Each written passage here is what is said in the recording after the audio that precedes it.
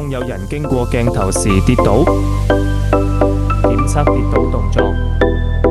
App 發出跌倒警報，打開警報查看，左上角顯示事件發生的日期、時間、地點，立即開始通話。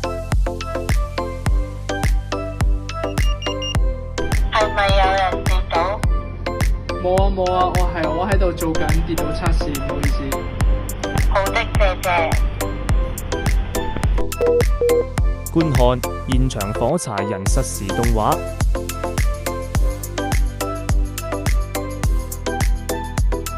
觀看火柴人跌倒錄影回放。查看現場真人圖片，真人即時處理，輸入密碼。標記處理人員，標記事件情況，最後處理事件時間，跌倒器型號。